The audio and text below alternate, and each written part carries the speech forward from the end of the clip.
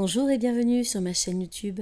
Si vous êtes comme moi fortement inspiré par de nombreuses lectures, je vous invite à poursuivre la vidéo pour écouter le livre audio du docteur Deepak Chopra, Les 7 lois spirituelles du vrai bonheur. Vous allez entamer la lecture du chapitre 3.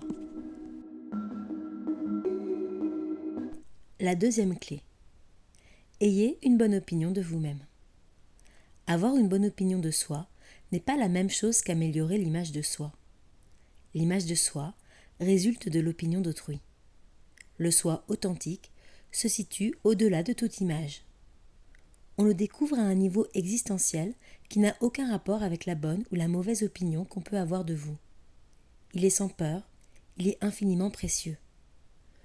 Quand vous considérerez votre identité non plus au point de vue de l'image de soi, mais du point de vue du soi authentique, vous découvrirez un bonheur que personne ne peut vous ravir.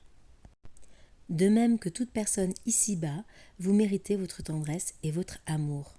Citation du Bouddha. Ne souhaitez être rien d'autre que ce que vous êtes, et essayez de l'être à la perfection. Citation de saint François de Sales. Le bonheur fait partie de la vie, car il fait partie du soi. Quand vous vous connaissez, vous accédez au bonheur à sa source. Mais la plupart des gens se prennent pour l'image qu'ils ont d'eux-mêmes. Nous créons notre image de nous-mêmes quand nous nous identifions à des facteurs extérieurs. Il peut s'agir de gens, d'événements et de situations aussi bien que d'objets physiques. Ainsi, les gens cherchent à avoir de l'argent parce qu'ils croient que plus ils en auront, plus ils seront heureux. Même si nous avons tous entendu dire que l'argent ne fait pas le bonheur, nous continuons à vouloir de l'argent parce que nous nous identifions avec force à l'argent que nous gagnons, à notre métier et à ce que nous possédons. L'argent, le statut social, les biens qui nous appartiennent et l'opinion que les autres ont de nous influencent considérablement la façon dont nous nous considérons. D'un côté, nous avons terriblement envie d'être approuvés parce que cela renforce l'image que nous avons de nous. De l'autre côté, nous craignons d'être désapprouvés parce que la désapprobation dégrade cette même image. On appelle ce comportement référence à l'objet, ce qui signifie que vous vous identifiez à des objets ou à des facteurs extérieurs. Le contraire de la référence à l'objet est la référence à soi, ce qui signifie que vous vous identifiez à ce que vous êtes vraiment, ce qui est une expérience d'ordre intime. Le soi authentique possède 5 caractéristiques dont aucune ne résulte de facteurs extérieurs, d'événements ou d'autres personnes. L'être que vous êtes vraiment est relié à tout ce qui existe. Il est sans limite. Sa créativité est infinie. Il est sans peur et s'aventure volontiers dans l'inconnu. L'intention formulée à partir de ce niveau d'existence possède un pouvoir considérable. Elle peut orchestrer la synchronicité. Un parfait maillage de circonstances extérieures indispensables pour actualiser l'intention. En reportant votre notion d'identité sur votre être authentique, vous vous libérez pour créer une vie où règne l'abondance, la joie et le sentiment de plénitude. Si vous êtes attaché aux choses extérieures, vous restez confiné à un niveau d'existence superficiel. Rien ne vous oblige à vivre sur ce plan. À un niveau d'existence plus profond, vous pouvez manifester vos désirs les plus secrets. Une fois que vous le lui permettez, votre soi authentique peut créer dans votre vie des situations, des circonstances ou des relations. Quand vous ne manifestez pas vos désirs les plus profonds, cela s'explique parce que vous vous êtes mépris sur votre véritable nature. La référence à l'objet nous oblige à renoncer à notre véritable identité pour adopter une fausse identité. En Inde, cet état est connu sous le nom d'avidhyaya, en absence de véritable connaissance. Un ancien dicton compare Avidhyaya à un millionnaire qui déambule dans les rues comme un mendiant, car il a oublié qu'il possède en banque une fortune colossale. Quand vous ne vous rappelez pas qui vous êtes réellement, vous n'avez pas d'autre choix que de vous rabattre sur votre ego. La référence à l'objet crée une identité centrée sur l'ego à partir de tous les événements et de toutes les circonstances de votre passé, depuis le jour où vous êtes né, Si vous regardez attentivement, l'ego est en fait très peu stable. C'est un fanatique de l'approbation, du contrôle de la situation, de la sécurité et du pouvoir. Aucune de ces choses n'est mauvaise en soi. Le problème, c'est d'en devenir accro au point que, sans approbation, sans contrôle de la situation et sans pouvoir, on se sente perdu et qu'on ait peur. Comme pour toute dépendance, tout d'abord, on éprouvera du plaisir quand l'ego est maître de tout. Je contrôle la situation, les autres cèdent face à ma volonté, je suis en sécurité parce que personne ne me défie. Je suis puissant parce que les autres se sentent inférieurs en ma présence. L'ego essaye de contrôler toutes ces situations et il peut y parvenir, du moins en partie. Toutefois, le plaisir a tôt fait de disparaître, amoindri par le doute qui le mine et par la peur. Ce que nous contrôlons et sur qui nous exerçons le pouvoir pourrait retourner la situation. Considérez ce qu'il advient alors. Si vous voulez savoir à quel degré vous vous identifiez à votre ego par opposition à votre être authentique, il n'y a pas de mystère. L'ego possède des caractéristiques opposées aux 5 caractéristiques que nous avons mentionnées précédemment. Premièrement, l'ego se sent isolé et seul. Il a donc besoin de l'approbation d'autrui pour exister et avoir de la valeur. Deuxièmement, l'ego se sent limité et enfermé dans des frontières. S'il n'exerce ni pouvoir ni contrôle sur autrui, il craint que son impuissance apparaisse. Troisièmement, l'ego préfère la routine et l'habitude à la créativité. Il se sent en sécurité quand il agit de sorte qu'aujourd'hui il soit semblable à ce qu'il était hier. Quatrièmement, l'ego craint l'inconnu plus que toute chose. C'est parce qu'il voit l'inconnu comme un espace obscur et vide. Cinquièmement, l'ego lutte pour obtenir ce qu'il veut. Il suppose que s'il ne lutte pas, ses besoins ne seront jamais satisfaits. Cela traduit un sentiment profond de vide intérieur. Comme vous pouvez le constater, ce qui préoccupe avant tout l'ego, c'est le manque de sécurité. Vivre votre vie du point de vue de l'ego vous met à la merci de tout inconnu dans la rue. On vous flatte un instant, vous êtes heureux. On vous fait une remarque sarcastique, vous êtes blessé. Alors comment devenir un être authentique ? Nombreux sont ceux qui essaient d'effectuer ce changement en combattant leur ego, mais ils sont pris au piège. Le drame ultime de l'ego consiste à se battre constamment sans jamais trouver le vrai contentement, la paix et le bonheur. En tout cas, l'ego résistera au changement que vous souhaitez effectuer, parce qu'il devine qu'il sera anéanti au cours de votre quête du soi authentique. Cette peur n'est aucunement fondée. L'être véritable réalise tout ce que souhaite l'ego.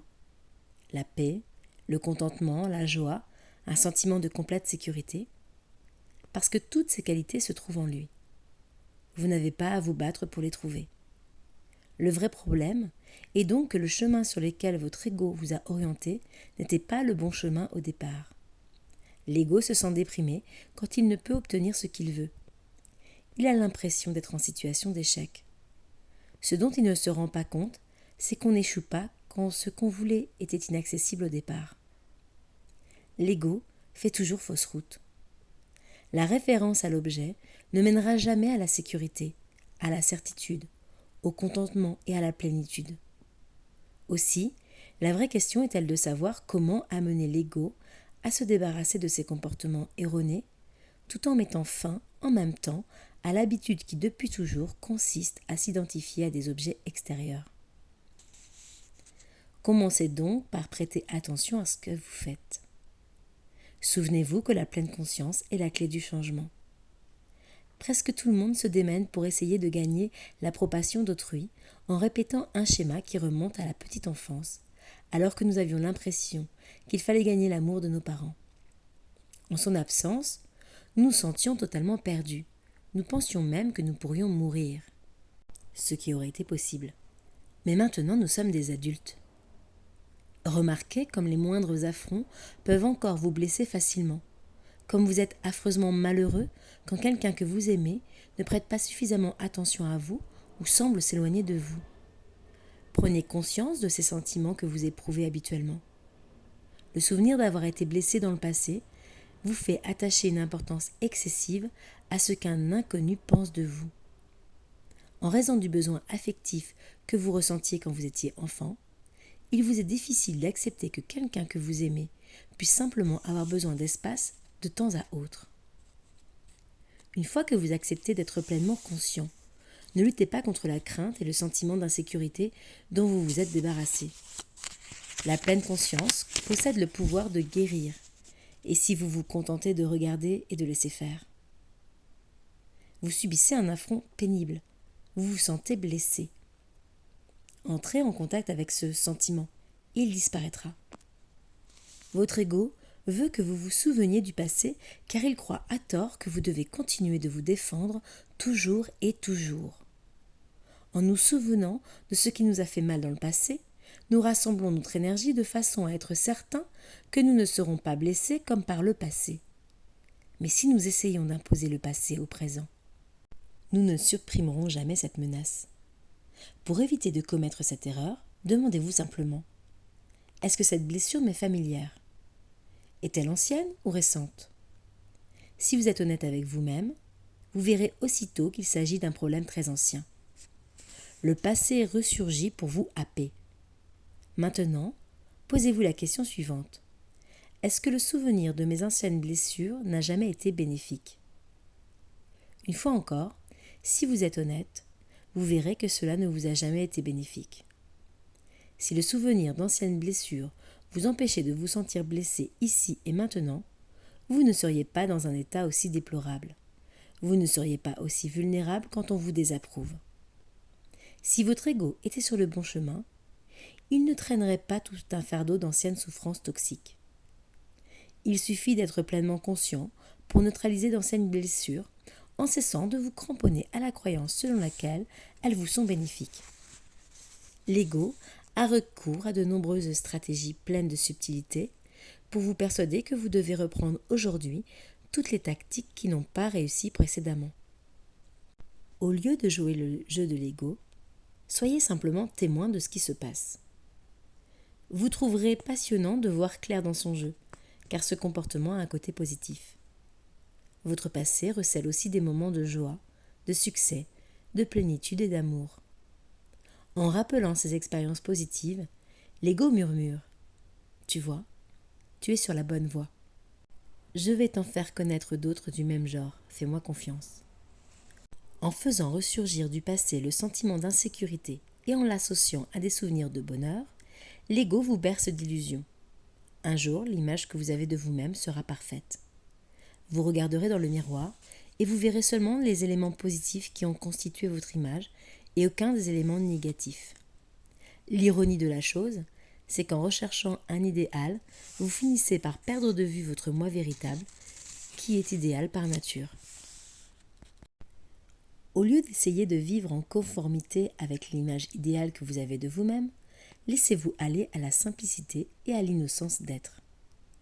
Une fois que vous savez qui vous êtes réellement, être suffit. Il n'est pas nécessaire de faire des efforts. Votre véritable soi est le soi de l'univers. Que pouvez-vous vouloir de plus ? Quand vous possédez la créativité, quand vous vous sentez sans crainte, quand vous pouvez vous aventurer dans l'inconnu et quand vous avez le pouvoir de formuler des intentions, vous êtes comblé. La pleine conscience exige de la pratique et de la patience. Il faut du temps pour que le fruit mûrisse avant de tomber. Mais au fur et à mesure que le processus s'approfondit, vous remarquerez plus d'aise, plus d'allégresse, plus de joie, plus de synchronisme dans votre vie. Ces signes vous informent que vous êtes relié à votre soi authentique. Souvenez-vous, cela fait des années que l'ego façonne votre notion du soi. Le soi est devenu une seconde nature. Même après avoir accepté l'idée d'un soi authentique existe, les gens se mettent à combattre leurs mauvaises habitudes, à adopter des régimes et des disciplines qui sont censées aboutir à l'actualisation du soi. Mais considérez ce que signifie véritablement actualiser le soi. Une personne qui a actualisé son soi est quelqu'un qui n'a pas besoin d'approbation et qui est insensible à la fois à la critique et à la flatterie. Quelqu'un qui ne se sent ni supérieur ni inférieur à quiconque. Quelqu'un qui sait ce que cela signifie d'agir sans crainte, car il n'est pas influencé par les situations, les circonstances, les événements, les relations. Ces qualités ne peuvent se manifester à partir des matériaux que fournit l'ego.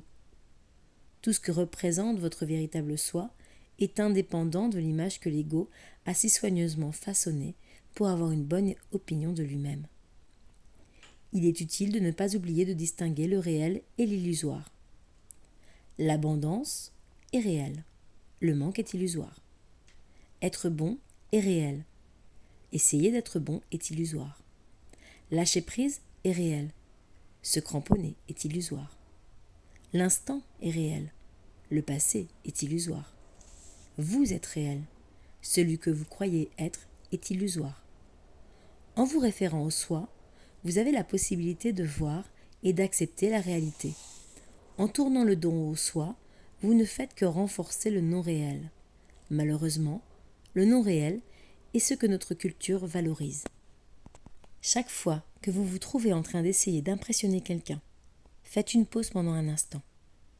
Considérez ce qui se passe. Demandez-vous, pourquoi cette personne se soucie-t-elle de savoir si je lui suis supérieur ou inférieur ? C'est que nous avons les mêmes références extérieures. Cette personne a besoin de moi autant que j'ai besoin d'elle. Remarquez les efforts que vous faites pour impressionner ceux qui, à leur tour, essaieront d'impressionner quelqu'un d'autre. Le cycle ne prend jamais fin, car il est fondé sur le sentiment d'insécurité réciproque. Cependant, quand vous changez de cap en prenant le soi comme référence, ce comportement autodestructeur prend fin. Vous êtes le seul juge de votre propre valeur et votre objectif est de découvrir en vous un trésor incommensurable, quelle que soit l'opinion d'autrui. Cette prise de conscience vous donne un sentiment profond de liberté. Je me rappelle avoir lu un article sur un grand pianiste russe dont le talent impressionnait au plus haut point tout le monde, même ses rivaux. Il avait appris presque tous les morceaux de musique classique et s'en souvenait parfaitement. Sa technique était étonnante. Des passages terriblement difficiles étaient pour lui un jeu d'enfant. Pourtant, quand il rendait visite à des amis, il ne cherchait ni le respect, ni l'admiration. Jamais il ne souhaitait se faire remarquer. À l'heure du coucher, il se contentait de s'enrouler dans une couverture, sous le piano dans la salle de séjour. Vous pouvez imaginer la façon dont ses amis le considéraient. Il éprouvait encore plus d'admiration et de respect pour le génie que si celui-ci les avait réclamés ou avait fait penser en être digne. Une grandeur toute naturelle se dégage de l'humilité et de la simplicité. Cette qualité vous vient spontanément. Elle irradie votre personne et c'est seulement en découvrant le soi que vous pouvez faire rayonner la beauté et la vérité qui émanent de la vie. Pour activer la deuxième clé dans la vie quotidienne, je prends les résolutions suivantes. Premièrement, je m'observerai dans les situations difficiles sans porter de jugement. Je serai seulement mon propre témoin jusqu'à ce que je n'éprouve plus ni stress ni angoisse. Étant donné que l'ego est une version très restreinte du soi véritable, il crée dans le corps une sensation de tension, de contraction. On éprouve cette sensation généralement dans la poitrine, au niveau du cœur, de l'estomac, du plexus solaire, dans les épaules, le cou ou le dos. Chaque fois que mon ego essaie d'exercer son pouvoir de domination, j'éprouve une gêne dans un de ces endroits de mon corps. À ce moment-là, il suffit de prendre conscience que l'ego est à l'origine de cette sensation. En observant ce que fait l'ego, je peux prendre mes distances vis-à-vis de la fausse notion du soi.